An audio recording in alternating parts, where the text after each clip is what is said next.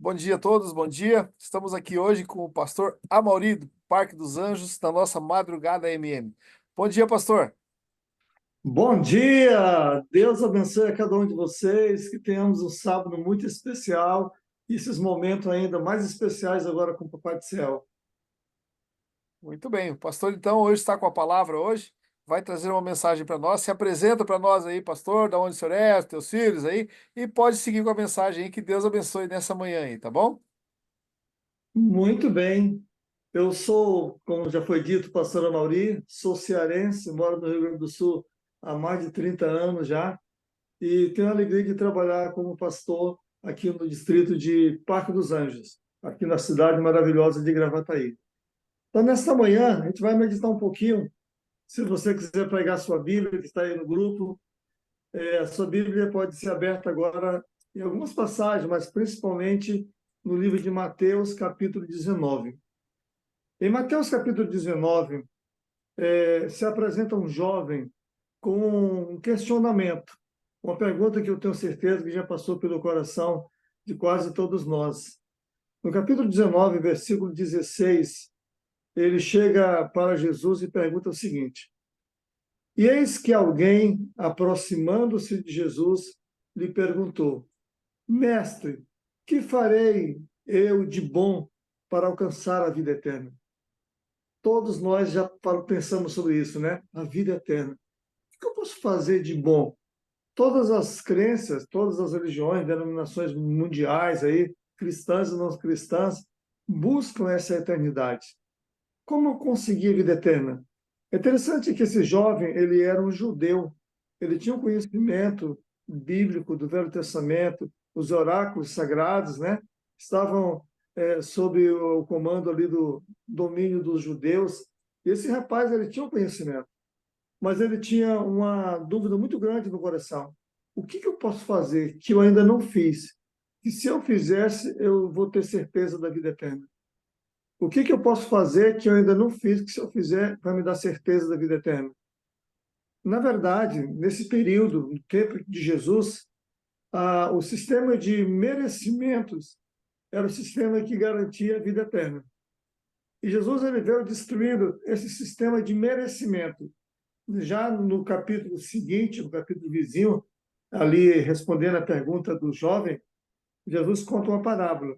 Ele diz que porque um dia, aliás, ele diz assim: porque o reino dos céus é semelhante a um homem, ao dono de uma terra, que saiu de madrugada para contratar trabalhadores para a sua vinha. E este homem, ele encontrou gente livre às 5 da manhã, 9 da manhã, meio-dia, 3 da tarde, 5 da tarde, e prometeu ao primeiro que daria um denário por dia, né, de pagamento. Só que no final da história, Jesus conta que o dono daquelas terras começou pagando pelos últimos empregados, os últimos que entraram, que foram 5 da tarde. E aquele camarada, o último que entrou, ganhou um denário, e o cara que entrou 5 da manhã, no início da manhã, ficou pensando: se o cara chegou, trabalhou só uma hora, ganhou um denário, quanto é que eu não vou ganhar, né? Na verdade, o valor foi o mesmo para todos. Jesus estava mostrando que não é pelo sistema de merecimento. Nesta vida, sim, é merecimento. Você estudou, você passa, você trabalhou bem, você pode ter até um aumento de salário, mas na salvação, não. Na salvação é o sistema de presente, é o sistema de regalo, né? Jesus contou uma outra história também bem interessante para destruir o sistema de merecimento. Contou que um publicano e o fariseu, os dois foram orar. Olha, que o fariseu era o líder da igreja, era um dos expoentes ali do conhecimento da literatura judaica, né, cristã, judaica divina, né, religiosa, mas o fariseu, ele orava de si para si mesmo. Quando ele dizia que ele era melhor do que o camarada que estava atrás dele, do publicano, ele dizia que ele jejuava 2 vezes por semana, ele contava para Deus o que ele fazia para merecer a bênção de Deus. E o cara ainda chegou a dizer assim: ó, eu não sou que nem esse cara que está aí atrás, né? Mas o cara que estava atrás dele, o publicano, né, que era odiado pelos fariseus e pelos judeus, porque ele cobrava impostos para o Império Romano, E o cara só levantou os olhos, aliás, ele nem tinha coragem de levantar os olhos, né? Ele só disse assim: Senhor, tem misericórdia de mim, que eu sou pecador. É interessante que Jesus disse que aquele camarada saiu dali justificado. E o fariseu, que tinha todo o sistema de merecimento, fazia um monte de coisa para salvar, não era salvo. Há uma outra história também bacana que Jesus conta para trabalhar esse aspecto aí do merecimento. É em Lucas 7. Em Lucas 7, versículo 1 a 10, conta a história do servo de um centurião. Os líderes judeus procuraram Jesus e disseram: Ó, Senhor, cura o servo dele, porque ele merece. Ele faz isso para a gente, nos ajuda nas construções, ele merece. É interessante que você não vê os líderes judeus levando um miserável, um doente, um camarada com lepra ou outro tipo de doença para que Jesus cure. Ele leva sempre alguém que faz alguma coisa para a liderança judaica, ou seja, estava dentro da mentalidade dos líderes, do sistema de merecimento. Se o cara merece, recebe. Se não merece, não recebe. Graças a Deus que a salvação não é por sistema de merecimento, mas de regalo, de presente, né? Em João capítulo 3, eu vou abrir a Bíblia aqui, se quiser acompanhar. João capítulo 3, versículo 18, a gente entender um pouquinho o sistema de presente, de regalo da salvação. Jesus diz assim: quem nele crê não é condenado. Já não é aquele que faz algumas coisas, mas quem nele crê não é condenado. Mas o que não crê já está condenado, porque não crê no nome do unigênito Filho de Deus. Interessante que aqui Jesus já começa a trabalhar o sistema de merecimento. Você só precisa crer para sair do estado de condenação para o estado de salvação. Quem não crê já está condenado. Interessante. Nós sabemos que os filhos de Deus, durante o milênio, vão participar do julgamento dos perdidos. Nós não vamos, quando o salvo não vai condenar ninguém, o salvo não irá condenar ninguém, apenas definir a sentença dos já condenados. Por que já estão condenados? Porque ouviram falar sobre Jesus, sistema de presente, mas eles não aceitaram o presente. Interessante, né? No capítulo 5 do livro de João, versículo 24, Jesus diz assim: em verdade lhes digo, quem ouve a minha palavra e crê naquele que me enviou tem a vida eterna. Interessante, em nenhum momento ele diz assim: quem faz isso, quem faz aquilo, quem é vegetariano, quem não come carne, quem, né? Não. Ele diz assim: quem ouve a minha palavra e crê naquele que me enviou tem a vida eterna. Não entra em condenação, não entra em juízo, mas passou da morte para a vida. É um presente. Como ser salvo? Aquele camarada perguntou para Jesus, aquele jovem, né? Como ser salvo? O que eu posso fazer de bom para dar a vida eterna? Queridos, nós vamos definir isso com mais clareza agora no livro de Romanos. Agora, quero gastar uns minutinhos aqui que nos faltam, em Romanos capítulo 5. Em Romanos capítulo 5, nós temos aqui em detalhes como acontece o sistema da salvação. Entendendo que Jesus havia dito para um outro cidadão que queria saber sobre a salvação: se você não nascer de novo, você não pode ver o reino de Deus. Ou seja, a gente nasce a primeira vez, a Bíblia diz que o homem nascido de mulher vive, é como uma flor, né? Bonita, mas depois murcha, vive poucos dias e logo desaparece. Lá no livro de Jó, capítulo 14. Então, Jesus vem e diz assim, ó: se você não nascer de novo, não pode entrar no reino de Deus. Isso significa que nós, seres humanos, já nascemos pecadores. Algumas vezes as pessoas têm uma ideia errada de pecado, não é errada, incompleta, melhor dizendo. Os atos ruins nossos são pecados. A forma da gente pensar, a gente também peca. Mas nós somos pecadores pela nossa natureza. Somos seres humanos, somos pecadores. Nascemos pecadores. Já nascemos com a natureza má, né? Só desenvolvemos à medida que vamos crescendo. Mas então, querido, vamos aqui para o livro de Romanos, capítulo 5, versículo 17.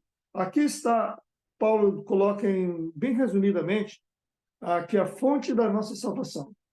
Então, no versículo 17, Paulo diz assim: se a morte reinou pela ofensa de um, esse um aqui, acompanhando a sua Bíblia aí, é Adão, tá? Esse um é Adão.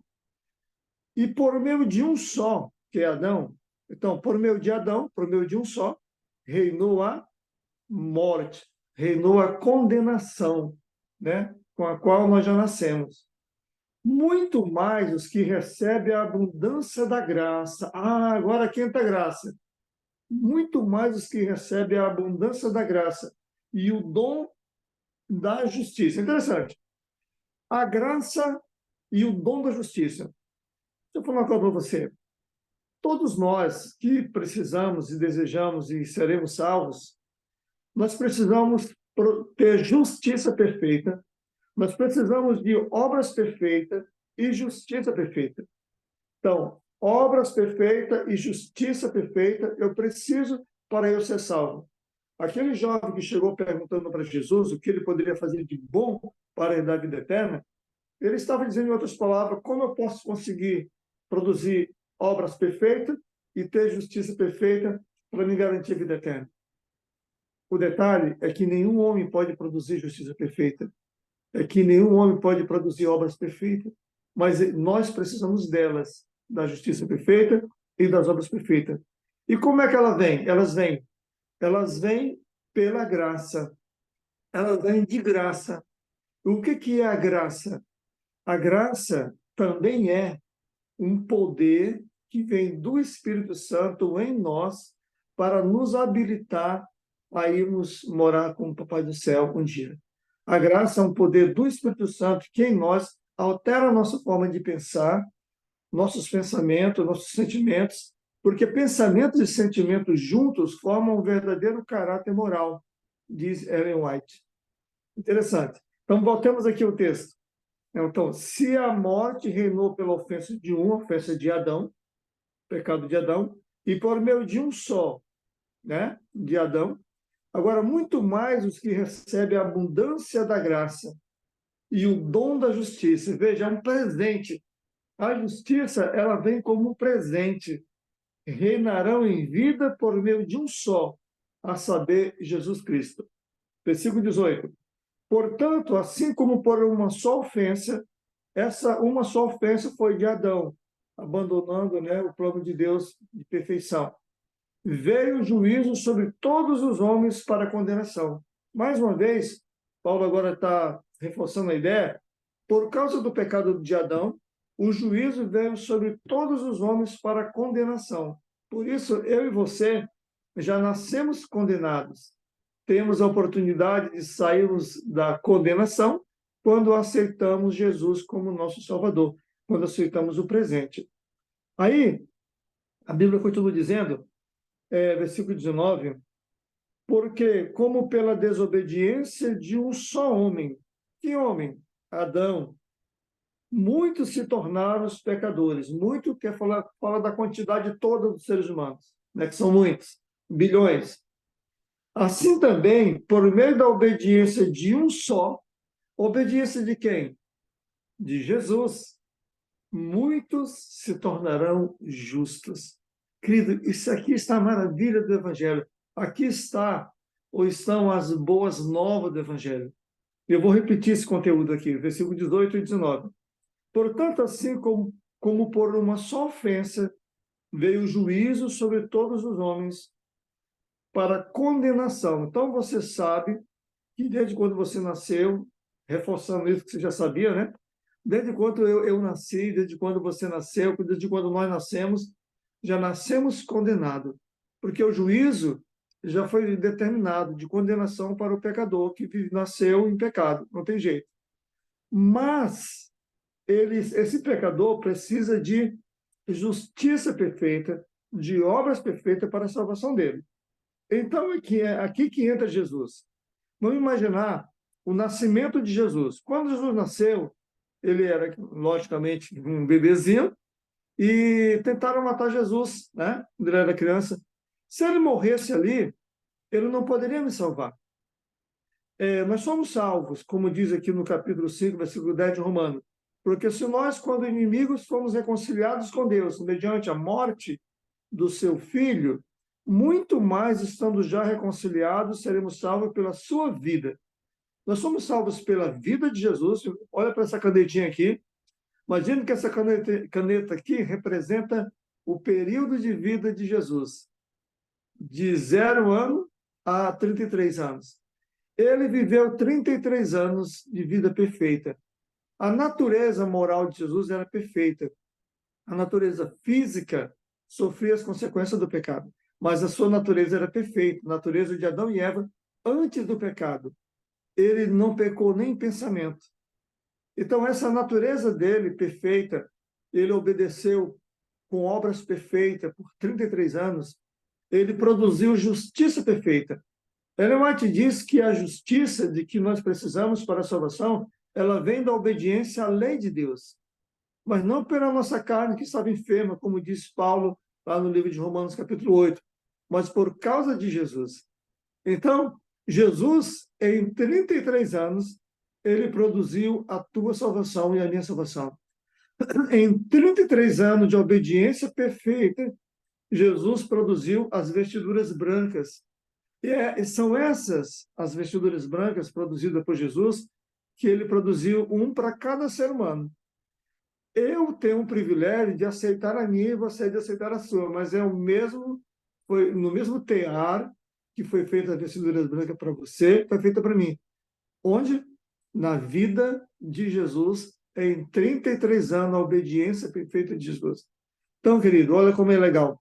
Quando você aceita Jesus como seu Salvador, você aceita a justiça de Jesus, a perfeição de Jesus, as obras perfeitas de Jesus passam a ser tuas, tudo de bom que ele fez nessa terra são doados, ou são doadas coisas boas para aqueles que aceitam Jesus.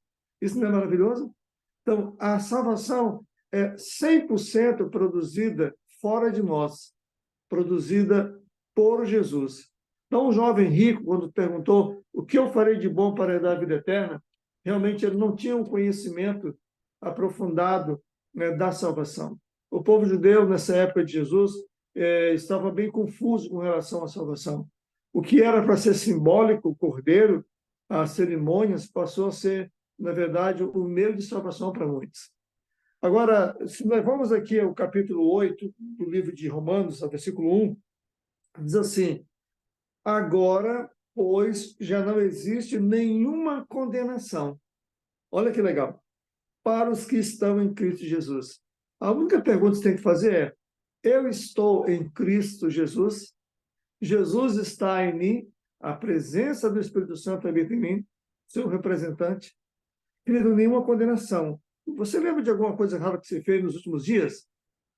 Mas será que eu fui perdoado por aquele pecado? A tendência humana é quando o pecado aparece aos nossos olhos é maior, algo que a gente faz que a gente acha que é maior do que os outros pecadinhos, a gente fica tentando se livrar desse pecado, pedindo perdão várias vezes por ele, né?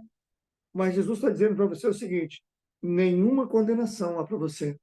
Você está com Jesus, então não tem nenhuma condenação. Fica tranquilo. Toda a condenação que era tua caiu sobre Jesus. Ele se tornou pecado em nosso lugar, enquanto nós nos tornamos justiça no seu lugar. Isso não é maravilhoso? Mas vem a pergunta: e quanto às obras? Quantas obras que eu devo praticar para me ajudar na salvação? Nenhuma. Nada do que nós façamos ou fazemos altera, né, a nossa salvação. Aqui no livro de Efésios, capítulo 2, e com esse conteúdo aqui a gente conclui a nossa reflexão, Paulo diz assim: porque pela graça, capítulo 2, versículo 8, tá? Do livro de Efésios. Porque pela graça vocês são salvos. Ponto final. Lógico, como que eu vou receber essa salvação pela graça? Pela fé. A graça é o método de salvação. Desculpe, a graça é a fonte de salvação. A fé é o método. E o pagamento é o sangue. O sangue de Jesus pagou a nossa salvação. A fonte é a graça e o método é a fé. você precisa aceitá-lo pela fé. O método não é a obra, ou não são as obras, como alguém queira dizer. O método é a fé. Repito o texto. Porque pela graça vocês são salvos mediante a fé. E isso não vem de vocês. Olha que legal. A graça não vem de mim. É dom de Deus. A graça é dom de Deus, a justiça é dom de Deus, inclusive a fé compartilhada na quantidade para que cada um possa desenvolvê-la. Também vem de Deus. Não de obras, para que ninguém se glorie. Ninguém vai chegar no céu se maravilhando de que foi melhor do que o vizinho dele, fez coisas melhores do que o seu vizinho para estar no céu. Não. Pois somos feituras dele, fomos criados e recriados em Cristo Jesus para as boas obras. Então, todo cristão foi salvo da condenação para viver a salvação já nessa terra e viver de tal forma que a sua vida seja uma vida de abençoador, de boas obras, as quais Deus de antemão preparou para que andássemos nelas. Querido, isso não é maravilhoso? Você foi chamado para as boas obras. Você foi salvo não para continuar a mesma pessoa que você era, para fazer os seus negócios da mesma forma que você fazia antes. Não. Você foi chamado, você foi salvo, está salvo hoje em Jesus. Nenhuma condenação há para aqueles que estão em Jesus, nenhuma condenação. E você tem o privilégio de permitir que os frutos do Espírito Santo sejam realizados através de você. Aí sim, as tuas obras serão boas obras, não para ser salvo, mas porque você já foi salvo. Lembra daquela historinha que eu contei? Já quem estava presente, logicamente, né? No último encontro do AMM, aqui né, em Gravataí, Jesus contou a história que quando ele voltar, um grupo de pessoas estará do lado direito dele. Jesus vai dizer para eles: obrigado, vocês me viram com fome, me viram com sede, me deram de comer. E eles vão dizer: mas quando que nós vimos isso, Senhor? Não tinham consciência disso, sabe por quê? Porque essas obras que eles faziam eram o resultado da salvação. Por outro lado, Jesus conta a história de um outro grupo, Mateus capítulo 7, 21 a 23. Esse outro grupo vai dizer para Jesus o seguinte: Senhor, nós fizemos milagres em teu nome, expulsamos demônio em teu nome, fizemos isso, fizemos isso. Sistema de merecimentos. Eles colocam diante de Jesus o sistema de merecimento para dizer assim: nós merecemos estar contigo, nós merecemos a vida eterna. Mas o que Jesus disse para eles, no versículo 23 do Mateus 7, apartai-vos de mim, não vos conheço, não sei quem são vocês. Que triste, que triste. Querido, o último texto que eu vou ler está no livro do Apocalipse, capítulo 7. Em Apocalipse, capítulo 7, conta uma história muito bacana do grupo de pessoas que serão salvas no céu. Estarão com o Papai do Céu, perfeitos lá no céu, e tem uma razão pela qual eles estão lá, ou estarão lá. Diz assim: um dos anciãos tomou a palavra e me perguntou: quem são e de onde eles vieram? O Senhor sabe, respondeu.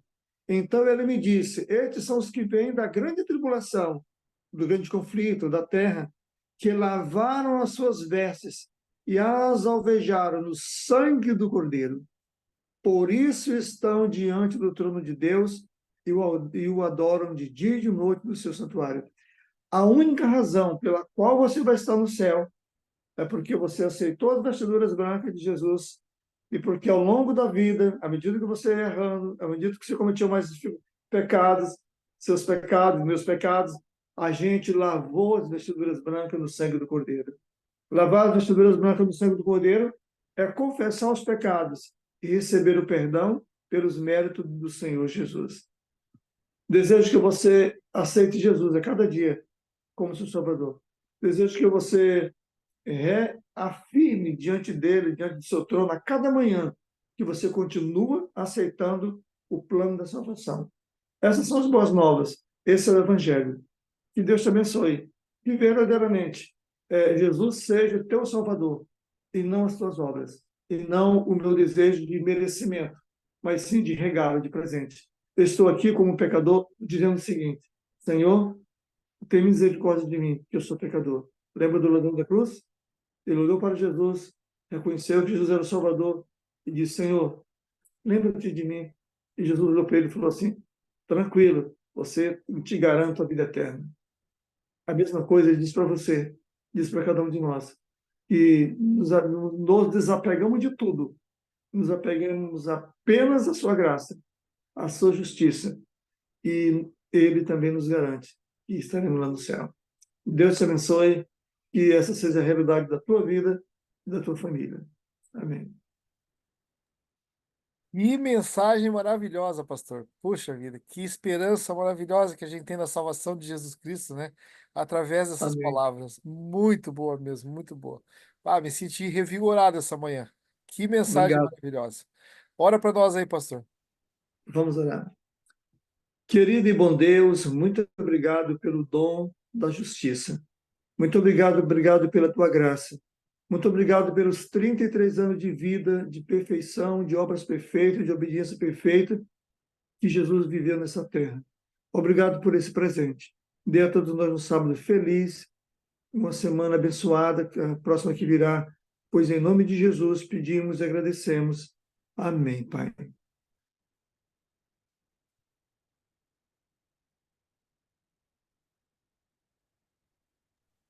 Muito obrigado, pastor, mais uma vez, a tua disposição de estar conosco.